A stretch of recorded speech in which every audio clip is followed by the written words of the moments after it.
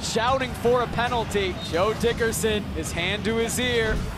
The refs protesting. They're saying the ball was moving forward when he struck it.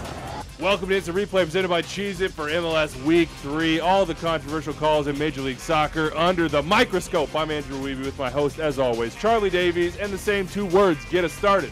Let's go. Oh, we start with a weird play in a weird game. When I say weird game, I mean freezing rain, snow, and crazy gale force winds. And boy, those winds were blowing with RSL down 2-1 in the 89th minute of a game they would go on to win 3-2. How did they get there? Well, this goal to make it 2-2 certainly helped. Do you see anything wrong on this one watching at home? Probably not, but hold on.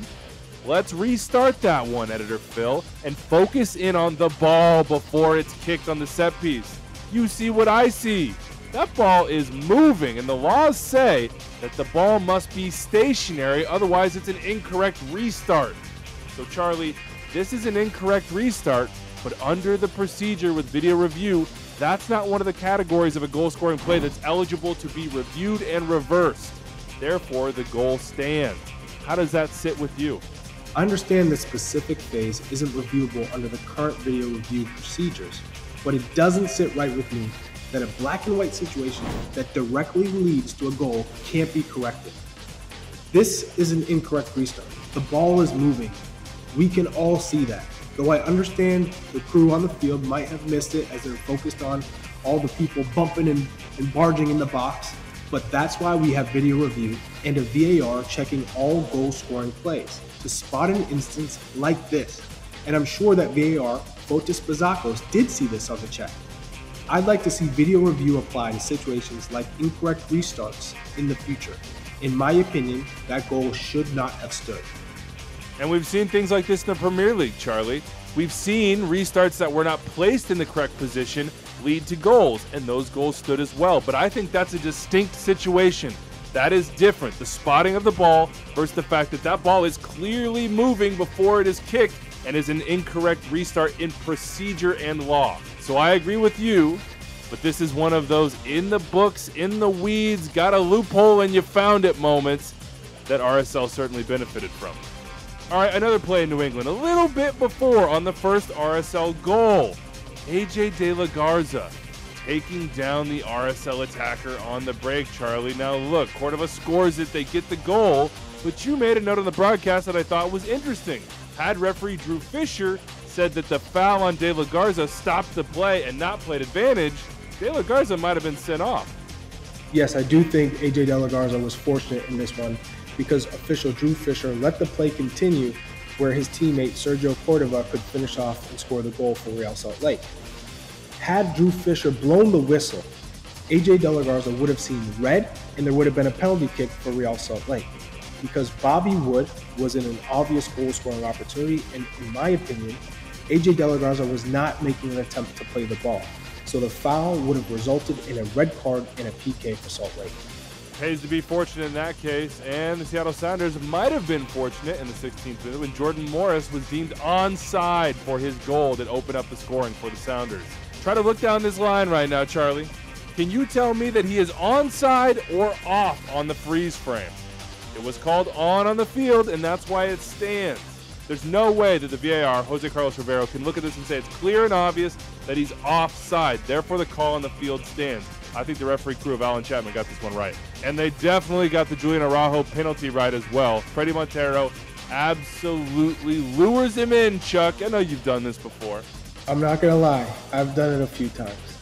Take that little extra touch. Get that young defender to stick a foot in.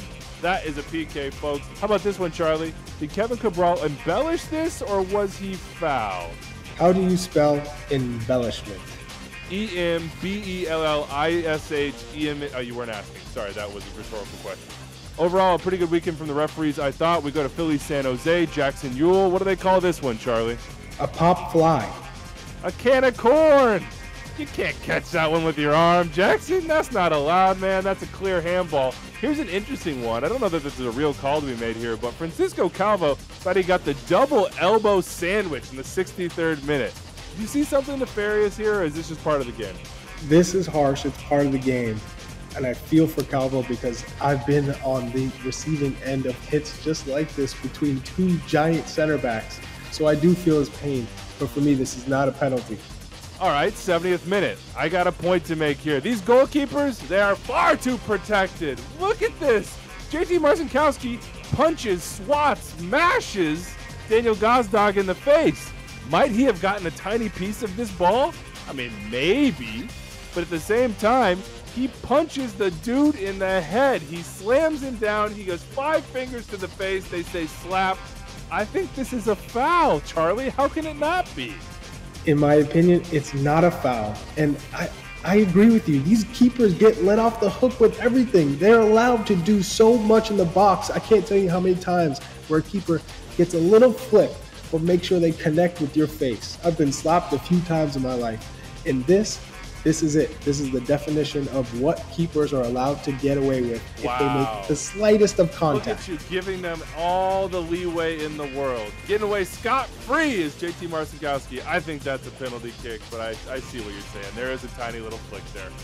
As we talk through some trickery from players this weekend as it pertains to, let's say, influencing the referee, how about this? 81st minute, 0-0, Dallas-Nashville of an eventual Dallas win. This certainly helped. Paul Arriola plays young Jack Mayer like a fiddle, Charlie. This is a PK, right? I mean, Mayer touches him, pushes him, there's contact. You're never going to review this and say no PK, but I just want you to wax poetic on what Paul Arriola did here to the young man. Yes, this is not enough for a penalty. However, once it is called a penalty, there's no way to overturn it because there's contact. What Arriola did in this instance was called experience, expertise, using the young center back's force to push him down to earn his team a penalty. You can't say anything about it. It's a job well done from Arriola. Sometimes you just slow down that little bit and let the momentum of the defender do its thing. And when you feel the contact, where are you going but down? All right, Portland, Austin. Portland a 1-0 win on this one, but 77th minute, Austin fans were saying, hey, that sure looks like a handball on Justin Rasmussen, and it sure does look like a handball. No call on the field from referee Joseph Dickerson, and Daniel Radford, the VAR, did not flag for review. He completed his check on this one, Charlie, but boy, it sure looks like Rasmussen chicken wings. What do you think? I think Rasmussen moves his arm towards the ball. It looks like he moves his elbow up, but it's just not clear and obvious where it hits, if it's the arm, if it's the shoulder, and for that reason, you don't have a definitive angle to give a penalty. I think it hits him in the shoulder when you look at the replay, but you're right. It's not clear and obvious. I wouldn't stake my life on that. Justin Rasmussen got a little lucky on this play, but he'll take it, and so will the Timbers. All right, 2 handballs, 1 called, 1 not called against Hassani Dotson. That's how we finish this show. Minnesota United, 1-0 winners on the road against Red Bull, and they were almost down 1-0 early. 11th minute, Dotson defending in the box, Charlie. Yeah, that ball hits him in the hand. Caroline Chenard, the VAR, flags it, and Lucas Spalla calls it. That's a PK. Of course, Komala missed it, but do you agree with this handball call? I think it's harsh, but I do agree with the handball call. Yeah, I think it's a handball as well. His arm's in an unnatural position, in my opinion, and it moves towards the ball as opposed to the ball meeting arm. The reason why it's so harsh for me, Wiebe, is because Hassani Dotson is getting ready to shield the ball, to throw his arms up so he can protect his space, and I don't think he anticipated the ball popping up. Unlucky, but I do think he makes his body bigger. I think that's a good job by the refereeing crew.